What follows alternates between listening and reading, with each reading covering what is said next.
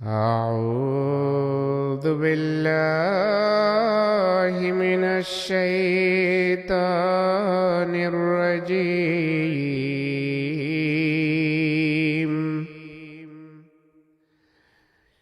بسم الله الرحمن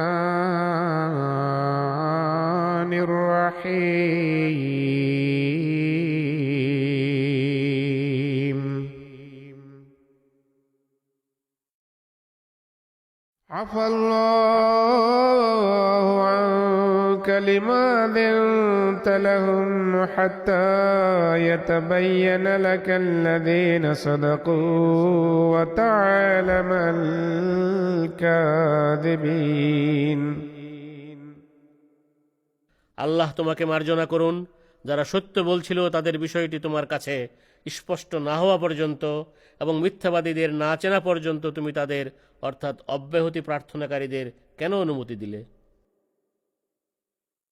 لا يستأذنك الذين يؤمنون بالله واليوم الآخر أن يجاهدوا بأموالهم وأنفسهم والله عليم بالمتقين. যারা আল্লাহ ও পরকালে ঈমান রাখে তারা নিজেদের ধন সম্পদ ও জীবন দিয়ে জিহাদ করা থেকে তোমার কাছে অব্যাহতি চায় না, আর আল্লাহ মুত্তাকিদের ভালো করেই জানেন। إنما يستأذنك الذين لا يؤمنون بالله واليوم الآخر وارتابت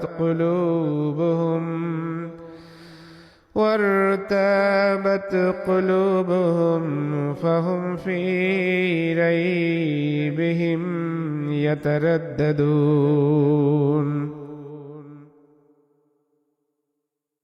তোমার কাছে কেবল তারাই অব্যাহতি চায় যারা আল্লাহ ও পরকালে ঈমান রাখে না, তাদের হৃদয় সন্দেহগ্রস্ত এবং তারা সন্দেহের আবর্তে ঘুরপাক খাচ্ছে।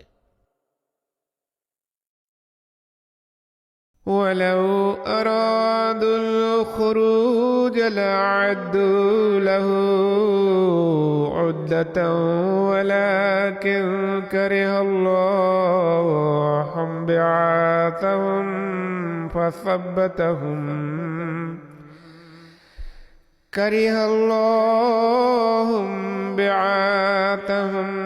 فثبتهم وقيل اقعدوا مع القاعدين. আর তারা যদি জিহাদে বের হওয়ার সংকল্প করে থাকত তাহলে তারা এর জন্য নিশ্চয় প্রস্তুতিও নিত, কিন্তু এ মহৎ উদ্দেশ্যে তাদের অভিযাত্রাকে আল্লাহ পছন্দ করেননি। তাই তিনি তাদেরকে সেখানেই বসে থাকতে দিলেন এবং তাদের বলা হলো, ঘরে বসে থাকা লোকদের সাথে তোমরা বসে থাকো। لو خرجوا فيكم ما زادوكم إلا خبالا ولأوضعوا خلالكم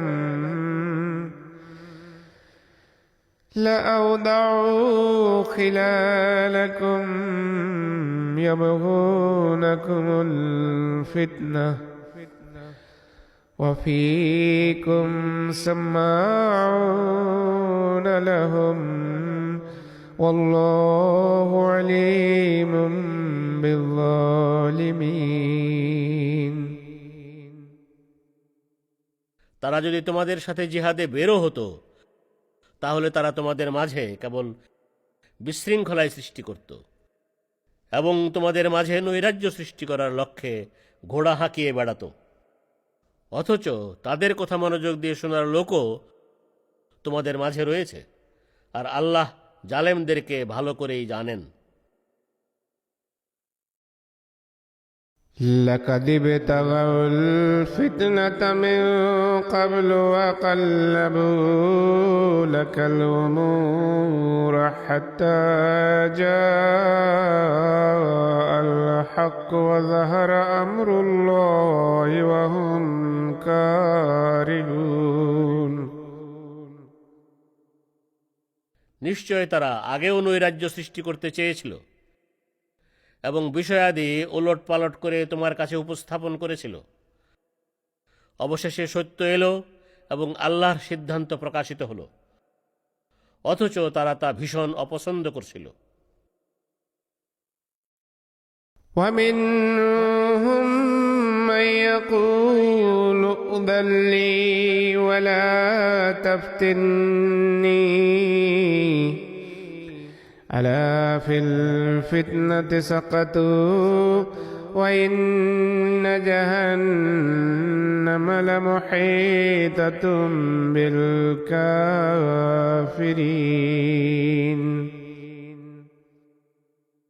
আর তাদের কোনো কোনো লোক বলে, তুমি আমাকে ঘরে বসে থাকার অনুমতি দাও এবং আমাকে পরীক্ষায় ফেলো না।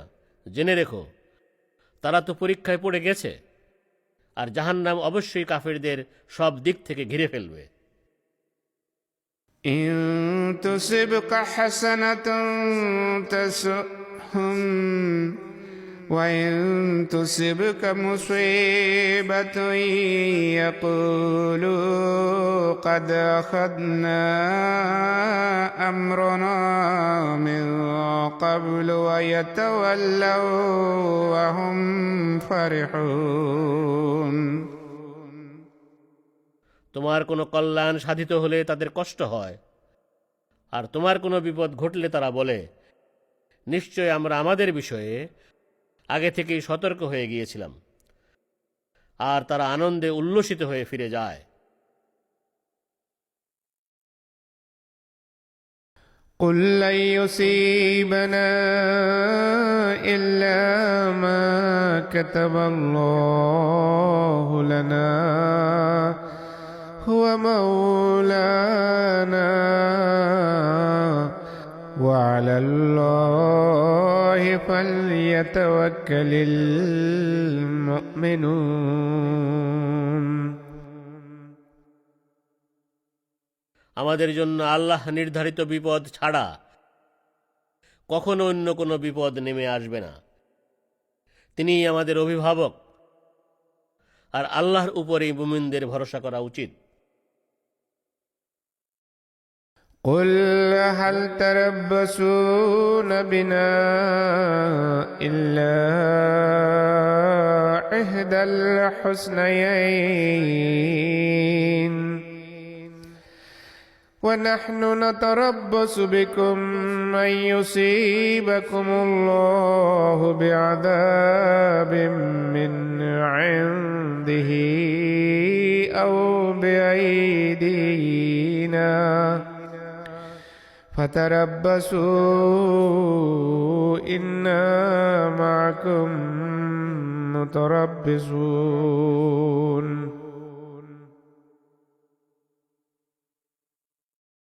তুমি বলো, তোমরা কেবল আমাদের ব্যাপারে দুটি কল্যাণের মাঝে একটিরই অপেক্ষা করতে পারো। পক্ষান্তরে আমরা তোমাদের জন্য অপেক্ষায় রয়েছি যে আল্লাহ তাঁর পক্ষ থেকে অথবা আমাদের হাত দিয়ে তোমাদেরকে আযাব দিবেন। অতএব তোমরা অপেক্ষা করো, আমরাও তোমাদের সাথে নিশ্চয় অপেক্ষায় রইলাম।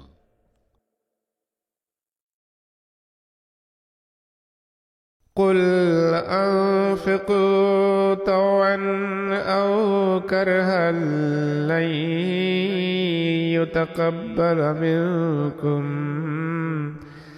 إنكم كنتم قوما فاسقين তুমি বলো, তোমরা ইচ্ছায় বা অনিচ্ছায় যাই খরচ করো, তোমাদের পক্ষ থেকে তা কখনো গ্রহণ করা হবে না। নিশ্চয় তোমরা দুষ্কর্মপরায়ণ লোক।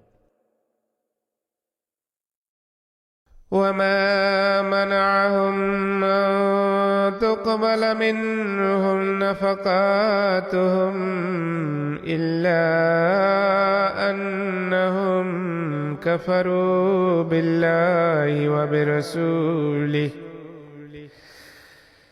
كفروا بالله وبرسوله ولا يأتون الصلاة إلا وهم كسالى ولا ينفقون إلا وهم كارهون.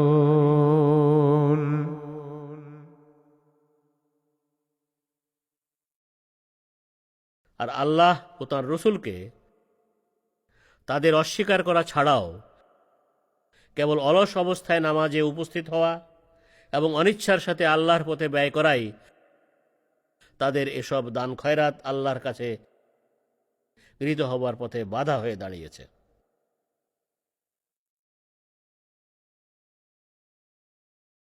فلا تعجبك أموالهم ولا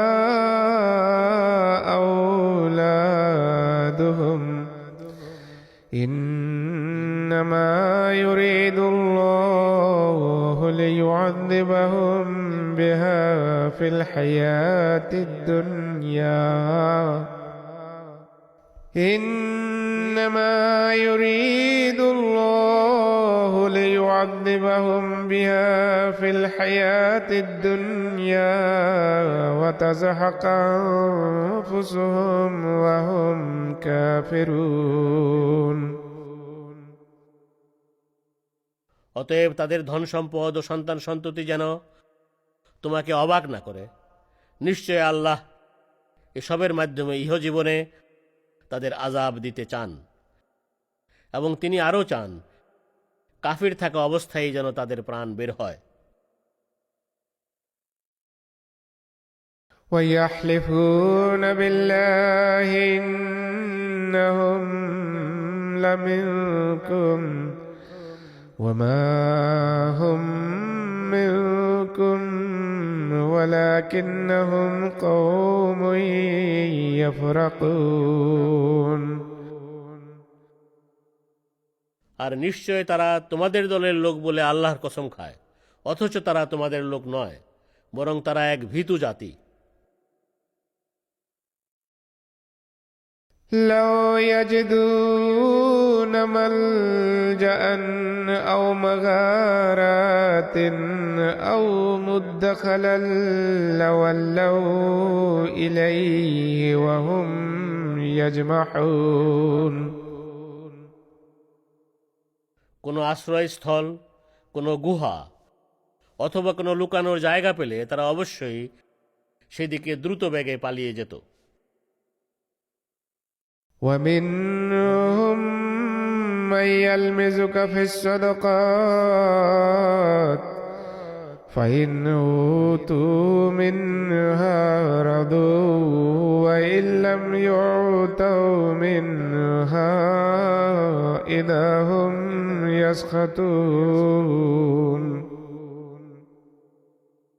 আর তাদের মাঝে একদল লোক আছে যারা সদকা খয়রাত সম্পর্কে তোমাকে দোষারোপ করে, তবে তা থেকে তাদের কিছু দেয়া হলে তারা খুশি হয়ে যায় এবং তা থেকে তাদের কিছু দেয়া না হলে তৎক্ষণাৎ তারা ক্ষুব্ধ হয়ে ওঠে। ولو أنهم رضوا ما آتاهم الله ورسوله وقالوا حسبنا الله سيؤتينا الله من فضله ورسوله إنا إلى الله راغبون. হায়, তারা যদি আল্লাহ ও তাঁর রসুলের দানে সন্তুষ্ট থাকত এবং বলতো আল্লাহ আমাদের জন্য যথেষ্ট এবং আল্লাহ তার অনুগ্রহ থেকে অবশ্যই আমাদের দান করবেন, আর নিশ্চয় আমরা আল্লাহর প্রতি অনুরাগী, তাহলে এটাই তাদের জন্য উত্তম হতো।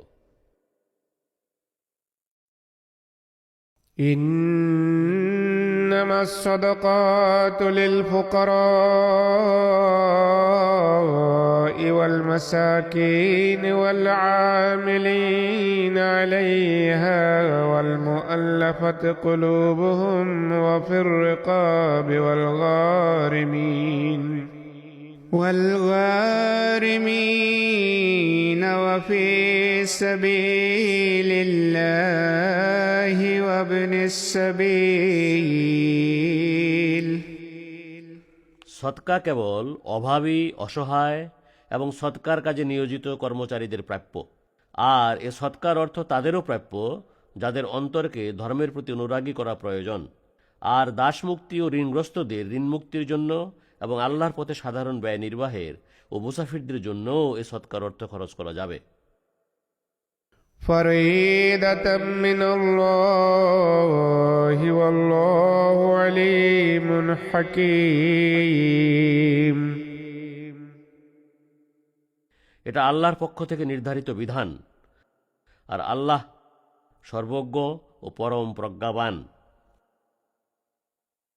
ومنهم الذين يؤذون النبي ويقولون هو أذن قل أذن خير لكم يؤمن بالله ويؤمن للمؤمنين ورحمة للذين آمنوا منكم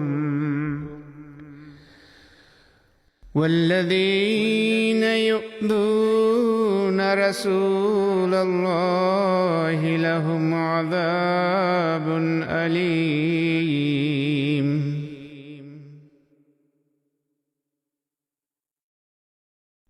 আর তাদের মাঝে এমনও লোক আছে যারা নবীকে কষ্ট দেয় এবং বলে সে সবার কথায় কান দেয়। তুমি বলো, সে কান দেয় বটে, তবে তা তোমাদেরই কল্যাণের জন্য। সে আল্লাহতে ঈমান আনে এবং মুমিনদের বিশ্বাস করে, এবং তোমাদের মাঝে যারা ঈমান এনেছে তাদের জন্য সে এক কৃপা। আর যারা আল্লাহর রসুলকে কষ্ট দেয় তাদের জন্য রয়েছে এক যন্ত্রণাদায়ক আযাব।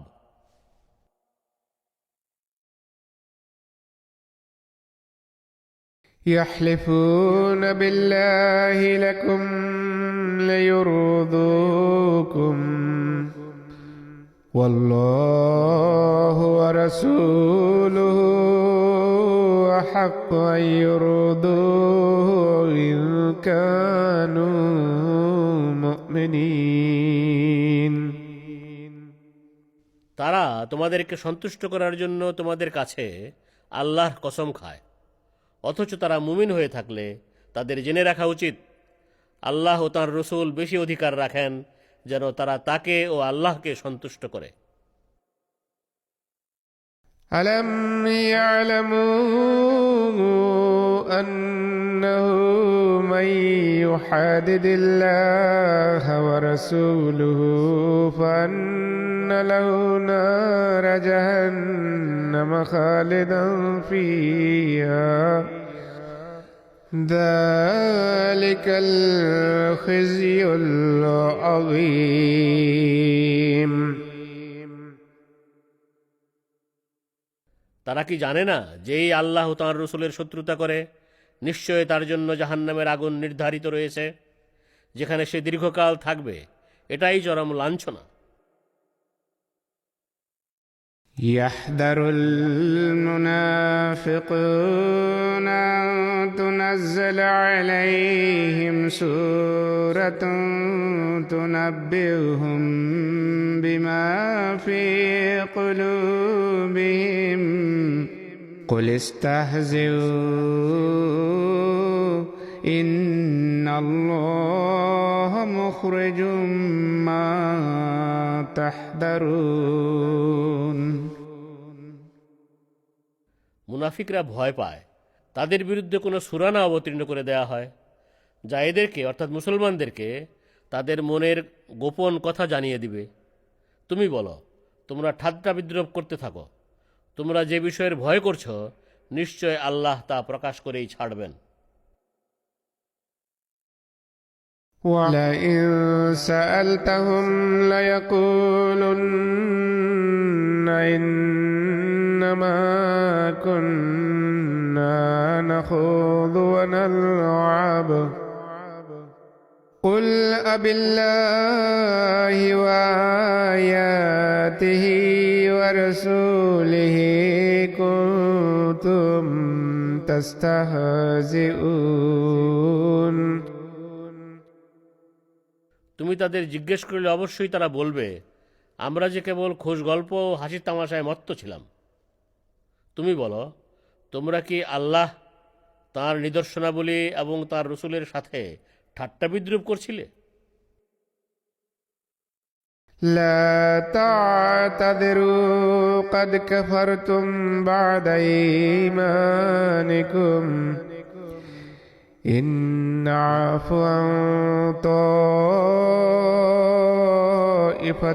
منكم نعذب طائفة بأنهم كانوا مجرمين।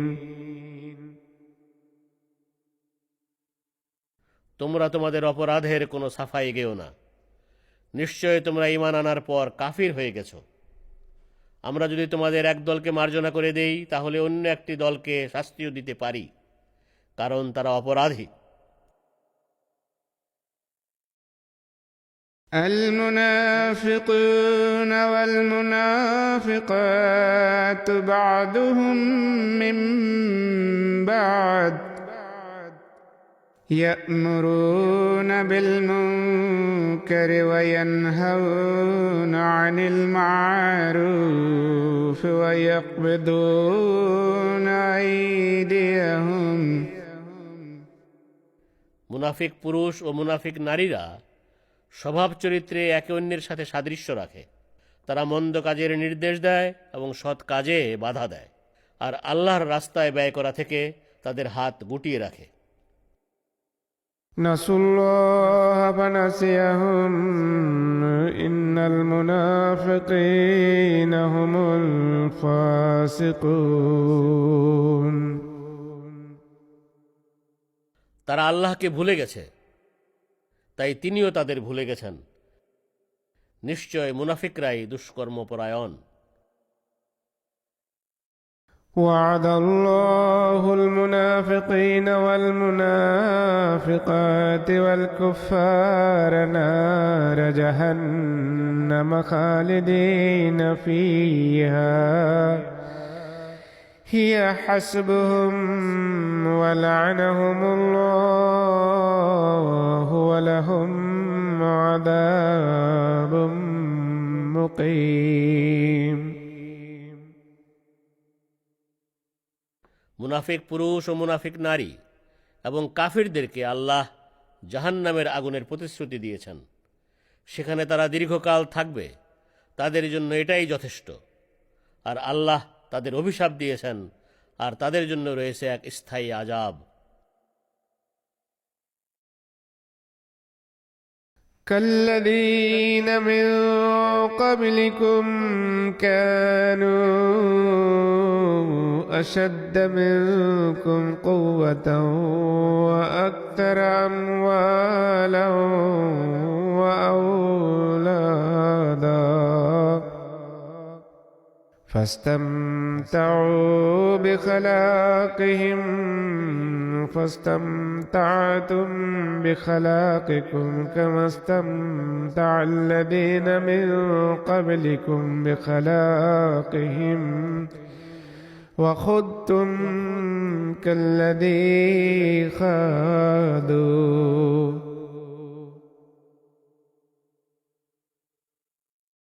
তোমাদের এ আযাব পূর্ববর্তীদের আযাবের মতো হবে। তারা তোমাদের চেয়ে শক্তিতে অধিক প্রবল এবং ধন সম্পদ ও সন্তান সন্ততিতে অধিক প্রাচুর্যশালী ছিল। অতএব তারা তাদের ভাগের সুখ ভোগ করেছিল, যেভাবে তোমাদের পূর্ববর্তীরা তাদের ভাগের সুখ ভোগ করেছিল, সেভাবেই তোমরাও তোমাদের ভাগের সুখ ভোগ করে ফেলেছ। أولئك حبطت أعمالهم في الدنيا والآخرة وأولئك هم الخاسرون।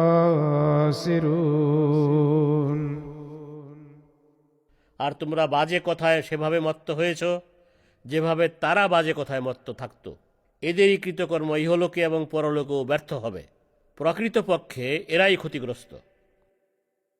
ألم يأتهم نبأ الذين من قبلهم قوم نوح وعاد وثمود وقوم إبراهيم وأصحاب مدين والمؤتفكات।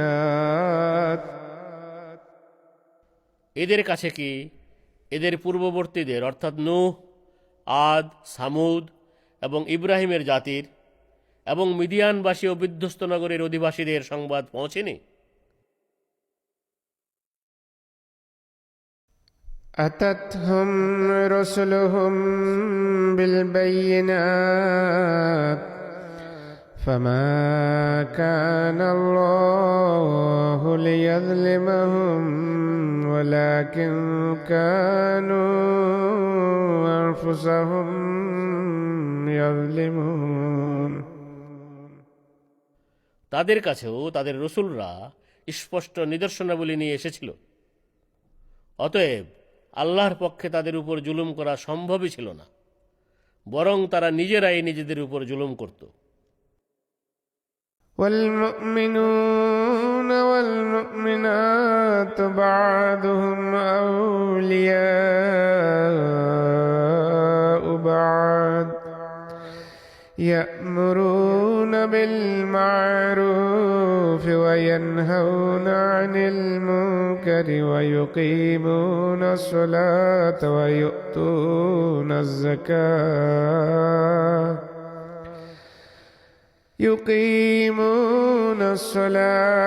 ويؤتون الزكاة ويطيعون الله ورسوله। মুমিন পুরুষ ও মুমিন নারীরা পরস্পরের বন্ধু। তারা সৎ কাজের নির্দেশ দেয়, মন্দ কাজে বাধা দেয়, নামাজ কায়েম করে, জাকাত দেয় এবং আল্লাহ ও তাঁর রসুলের আনুগত্য করে।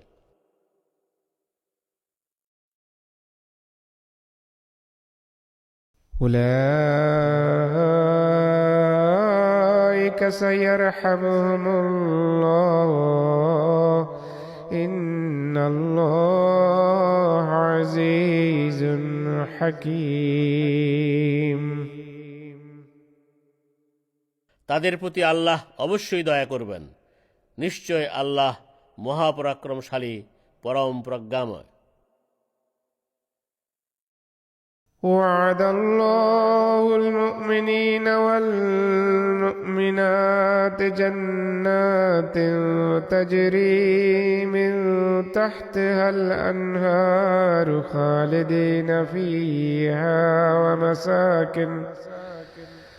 ومساكن طيبة في جنات عدن ورضوان من الله أكبر ذلك هو الفوز العظيم।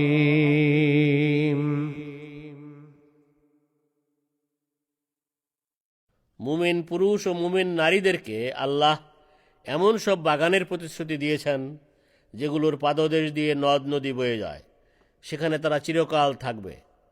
আর তিনি তাদেরকে চিরস্থায়ী বাগানসমূহে পবিত্র গৃহেরও প্রতিশ্রুতি দিয়েছেন। তবে সবচেয়ে বড় হল আল্লাহর সন্তুষ্টি, এটাই মহান সফলতা।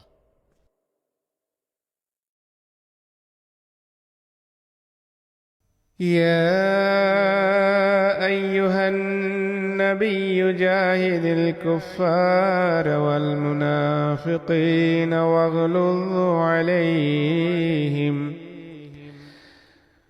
ومأواهم جهنم وبئس المصير।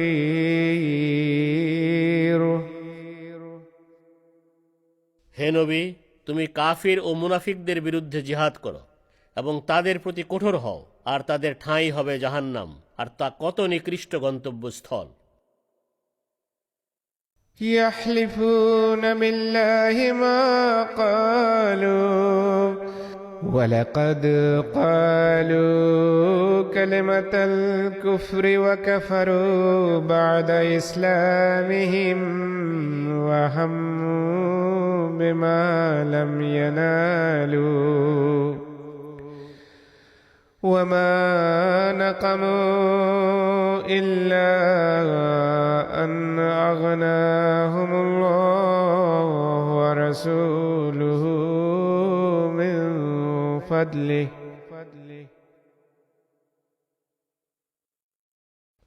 তারা আল্লাহর কসম খেয়ে বলে তারা কোনো মন্দ কথা বলেনি, অথচ তারা অবশ্যই কুফরির কথা বলেছে এবং ইসলাম গ্রহণের পর তারা কাফির হয়ে গেছে। আর তারা এমন বিষয়ের দৃঢ় সংকল্প করেছিল যা তারা পরবর্তীতে পূর্ণ করতে পারেনি। আর আল্লাহ ও তাঁর রসুল নিজ অনুগ্রহে তাদেরকে সম্পদশালী করে দেওয়ার কারণেই তারা বিদ্বেষ পোষণ করেছে।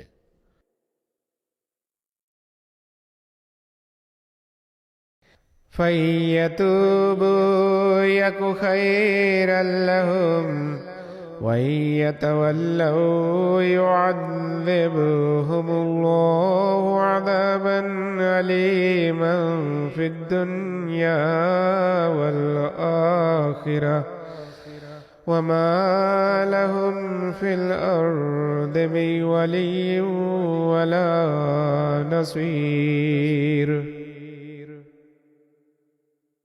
অতএব তারা তওবা করলে তা হবে তাদের জন্য উত্তম, তবে তারা মুখ ফিরিয়ে নিলে ইহকালে ও পরকালে আল্লাহ তাদের এক যন্ত্রণাদায়ক আযাব দিবেন। আর এই পৃথিবীতে তাদের কোনো বন্ধু বা কোনো সাহায্যকারীও হবে না। ومنهم من عاهد الله لئن آتانا من فضله لنصدقن ولنكونن من الصالحين। আর তাদের মাঝে এমন লোকও আছে যারা আল্লাহর সাথে এই বলে অঙ্গীকার করেছিল, তিনি নিজ অনুগ্রহ থেকে আমাদের কিছু দান করলে অবশ্যই আমরা দান খয়রাত করব এবং অবশ্যই আমরা সৎকর্মশীলদের অন্তর্ভুক্ত হব। فَلَمَّا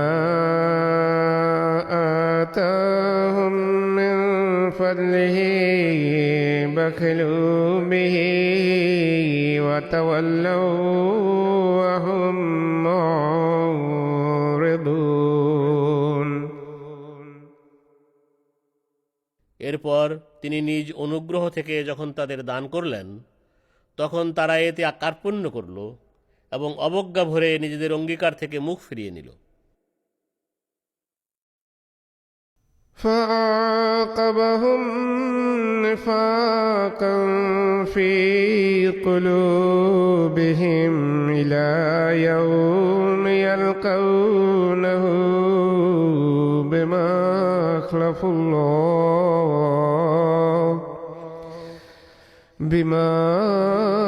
أَخْلَفُوا اللَّهَ مَا وَعَدُوهُ وَبِمَا كَانُوا يَكْذِبُونَ।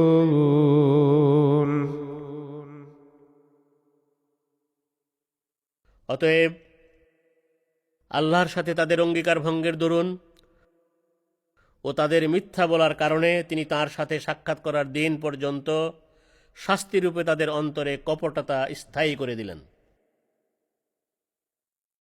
أَلَمْ يَعْلَمُوا أَنَّ اللَّهَ يَعْلَمُ سِرَّهُمْ وَنَجْوَاهُمْ وَأَنَّ اللَّهَ عَلَّامُ الْغُيُوبِ। আল্লাহ যে নিশ্চয় তাদের গোপন কথা ও গোপন সলাপরামর্শ সম্বন্ধে জ্ঞাত, এবং আল্লাহ যে অদৃশ্য বিষয়সমূহ উত্তম রূপে জ্ঞাত, তারা কি তা জানে না? الذين يلمزون المتطوعين من المؤمنين في الصدقات والذين لا يجدون إلا جهدهم فيسخرون منهم سخر الله منهم ولهم عذاب أليم মুমিনদের মাঝে স্বতঃস্ফূর্তভাবে পুণ্য সম্পাদনকারীদের দান খয়রাত সম্পর্কে এবং যাদের শ্রম ছাড়া আর কিছুই দেওয়ার মতো নাই তাদের বিরুদ্ধে যারা অপবাদ দেয় এবং তাদের সাথে ঠাট্টা বিদ্রূপ করে, আল্লাহ এদের এ ঠাট্টা বিদ্রূপের শাস্তি দিবেন এবং এদের জন্য রয়েছে এক যন্ত্রণাদায়ক আযাব। استغفر لهم أو لا تستغفر لهم إن تستغفر لهم 70 مرة فلن يغفر الله لهم ذلك بأنهم كفروا بالله ورسوله والله لا يهدي القوم الفاسقين তুমি এদের জন্য ক্ষমা চাও বা না চাও তা এদের জন্য সমান। তুমি এদের জন্য 70 বার ক্ষমা চাইলেও আল্লাহ এদের কখনো ক্ষমা করবেন না।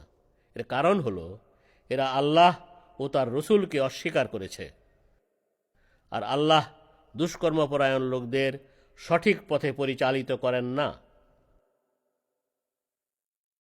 فرح المخلفون بمقعدهم خلاف رسول الله وكرهوا أن يجاهدوا بأموالهم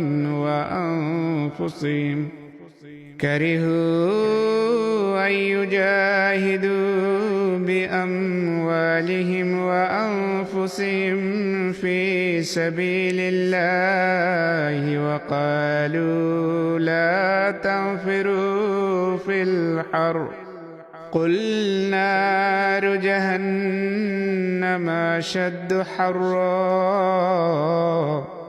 لو كانوا يفقهون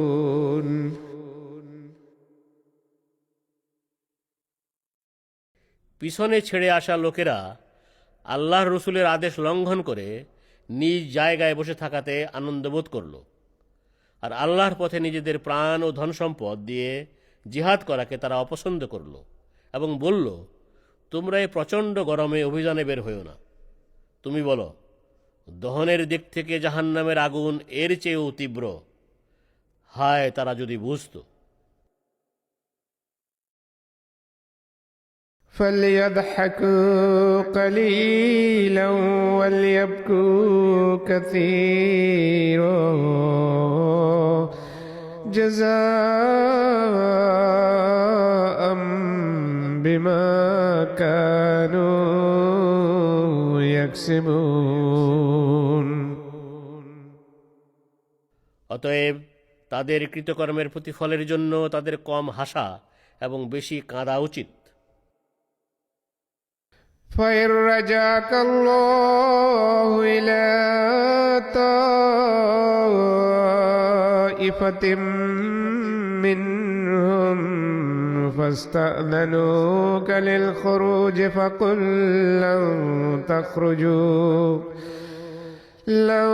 تخرجوا معي أبدا ولن تقاتلوا معي عدوا إنكم رضيتم بالقول أول مرة فاقعدوا مع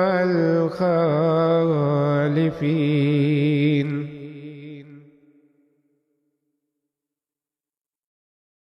অতএব আল্লাহ তোমাকে তাদের এক দলের কাছে যদি ফিরিয়ে আনেন এবং তারা তোমার কাছে যুদ্ধে বের হওয়ার অনুমতি চায়, তুমি বলো,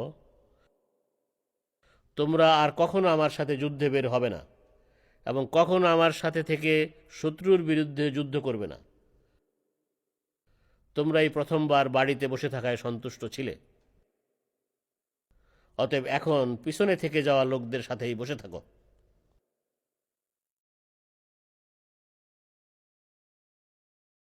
ولا تصل على أحد منهم مات أبدا ولا تقم على قبره إنهم كفروا بالله ورسوله وماتوا وهم فاسقون।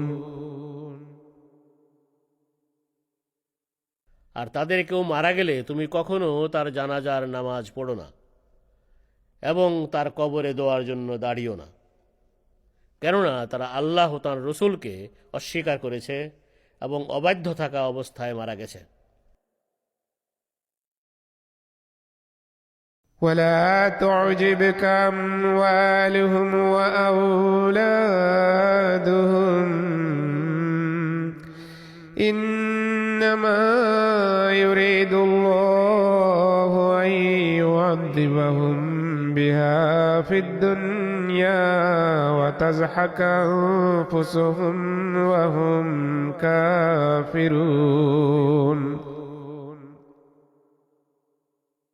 আর তাদের ধন সম্পদ ও সন্তান সন্ততি তোমাকে যেন বিস্মিত না করে। এসবের মাধ্যমে আল্লাহ তাদেরকে এই পৃথিবীতেই শাস্তি দিতে চান এবং কাফির অবস্থায় যেন তাদের প্রাণ বের হয়ে যায়, আল্লাহ তাও চান। وَإِذَا أُنزِلَتْ سُورَةٌ أَنْ آمِنُوا بِاللَّهِ وَجَاهِدُوا مَعَ رَسُولِهِ اسْتَأْذَنَكَ أُولُو الطَّوْلِ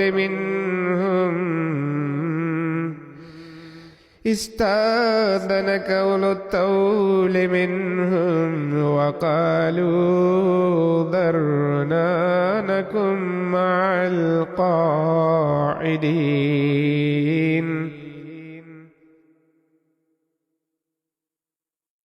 আর আল্লাহর প্রতি তোমাদের ঈমান আনার এবং তার রসুলের সাথে শামিল হয়ে জিহাদ করার বিষয়ে কোনো সূরা অবতীর্ণ হলে আমাদের ছেড়ে দাও, যেন আমরা বাড়িতে বসে থাকা লোকদের সাথে বসে থাকি।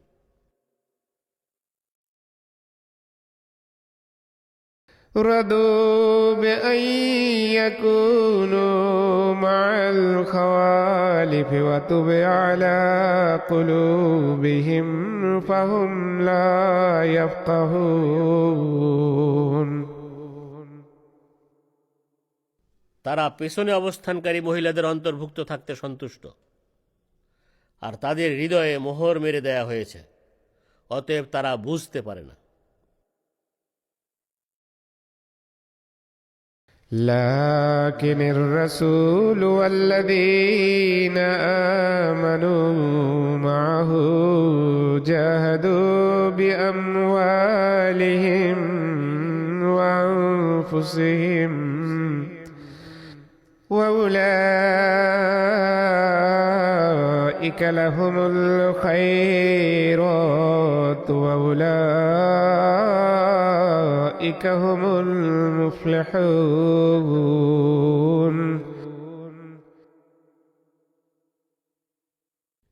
কিন্তু এ রসুল ও যারা তার সাথে ঈমান এনেছে তারা তাদের ধন সম্পদ এবং প্রাণ দিয়ে জিহাদ করে, আর তাদের জন্যই সব ধরনের কল্যাণ নির্ধারিত রয়েছে, আর তারাই সফল হবে।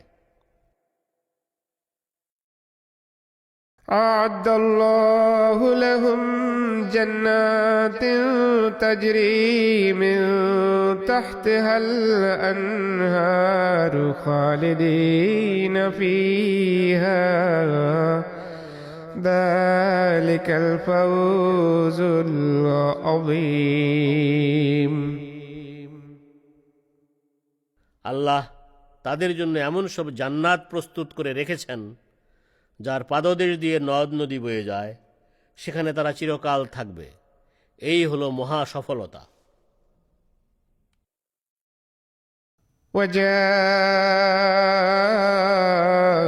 المعذرون من الأعراب ليؤذن لهم وقعد الذين كذبوا الله ورسوله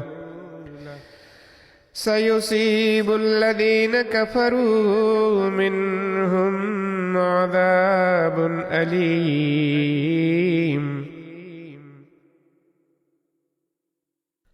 আর মরুবাসীদের মাঝ থেকেও অজুহাত পেশকারীরা এলো যেন তাদেরকে বাড়িতে বসে থাকার অনুমতি দেয়া হয়। আর যারা আল্লাহ ও তাঁর রসুলের কাছে মিথ্যা বলেছিল তারাও বাড়িতে বসে রইল।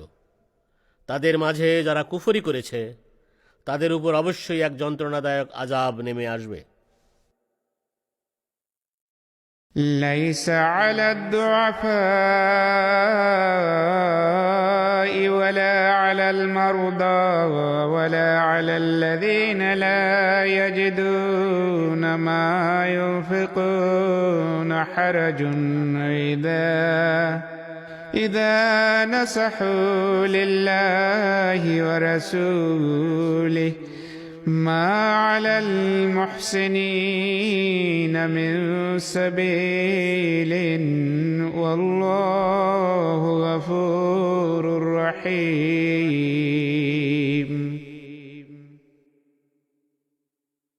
দুর্বল, অসুস্থ ও ব্যয় করতে অক্ষম লোকেরা আল্লাহ ও তাঁর রসুলের প্রতি নিষ্ঠাবান হলে তাদের উপর কোনো দোষ বর্তাবে না।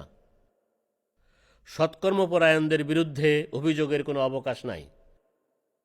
আর আল্লাহ অতি ক্ষমাশীল, বারবার কৃপাকারী।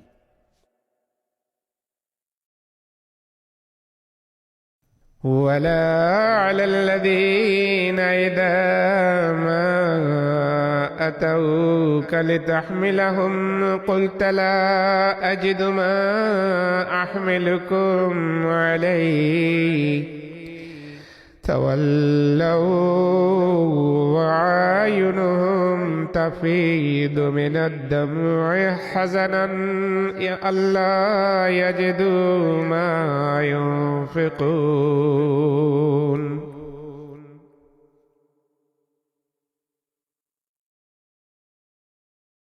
আর তাদের বিরুদ্ধে অভিযোগ নাই যারা তোমার কাছে এসেছিল যেন জিহাদে যাওয়ার জন্য তুমি তাদের বাহনের ব্যবস্থা করে দাও। তুমি বলেছিলে, বাহন হিসেবে দেয়ার মতো আমার কাছে কিছু নাই। আল্লাহর পথে তাদের ব্যয় করার মতো কিছু ছিল না বলে তারা দুঃখে চোখের পানি ফেলতে ফেলতে ফিরে গেল।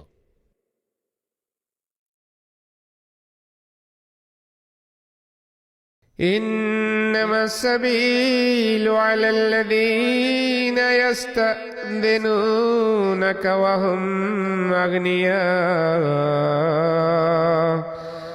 رضوا بأن يكونوا مع الخوالف وطبع الله على قلوبهم فهم لا يعلمون